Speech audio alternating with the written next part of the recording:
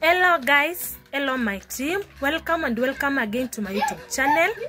For the returning subscribers, please subscribe.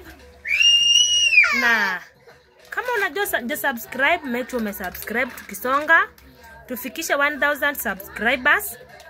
Na guys, nataka kuzungumzia hii Kamba Festival. Hii Kamba Festival tumeona Fortune Mkali na bwanake Joel wamelipa ticket ya 30,000. Sijui ama nimeona vibaya. Na Mwikali ataperform hapo mbele. Na guys, nimeona Team Terry akisema watalipia Terry. Pia Terry aende Kamba Festival. Na jana usiku pia Team Mwikali niliona wakisema nao watakuwa Kamba Festival for security ya Mwikali. Na Team Terry nao wanasema nao lazima Terry aende na wakuwe na security ya Kamba Festival. Guys, aki tusiaibisha Wakamba. Najua hiyo nini iko hapa Machakos. Hiyo Kamba Festival iko hapa Machakos. And guys, please tusiaibisha Wakamba juu Team Terry ataenda hapo na timu yake na Mwikali aenda hapo na timu yake, mtapigana. Na guys, kutakuwa na vita kubwa. Chenye kimewapeleka Kamba Festival wache ikuwe tu ni hiyo ya sherehe na kusherekea mambo na Kamba catchers. Lakini mambo ingine guys acheni. Kwa side ya Terry, wewe ni mtoto mdogo. And Terry, nataka ukae ukijua vizuri saa hii watoto ndio wanakuangalia because baba alienda. Baba ayuko. Na watoto ndio wanakuangalia na saa hii wewe ndio macho ya watoto. So guys, tafadhali Terry wacha kusikiza maneno ya watu. Najua kama ni kutaka kujua historia ya Fortune venye alichukua bwanako tulijua.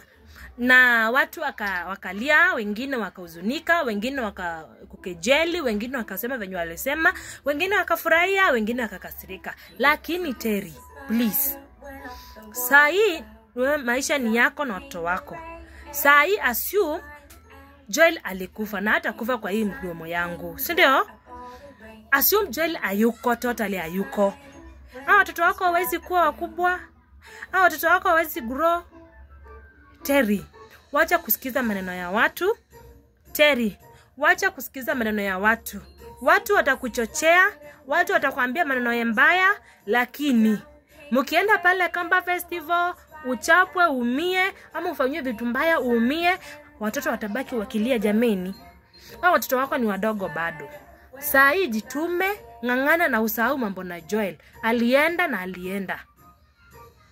Na usahau mambo na Joel na ujikalishe na uendelee na maisha yako na weke tu Mungu mbele. Mimi nasemanga hivi, kama mtu ni wako, hata apitie kwa milima, mabonde, apelekwa na mito, apitie wapi, baadaye atazunguka atakuja kwako. Lakini kama mtu si wako, hata ungangane atazidi kukua si wako. So, kama Joel ni wako na Mungu alishikanisha hiyo ndoa yenu na Joel ni wako totally na Mungu akakupea Joel ni wako, lazima Joel amekuacha, hata aende wapi, hata azungukane, hata afanye nini, bado atakurudia kama ni wako.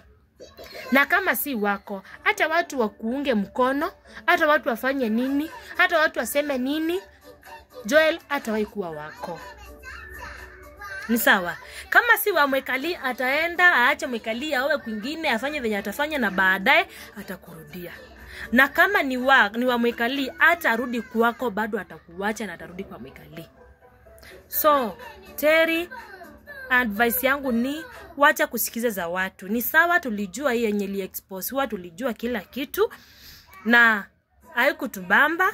Hila Terry, saa hii maisha ni yako na watoto wako. Jikalishe, jipe nguvu kama mwanamke. Najua ni kukuhil si rahisi, lakini il pole. Jikalishe, endelea na maisha yako na watoto. Na watoto wako wakuwe ndio kila kitu. First priority yako wakuwe ni watoto. So, hizi advice zingine za enda huku, ukienda huko handshake, ukienda huko fanya hivi, no.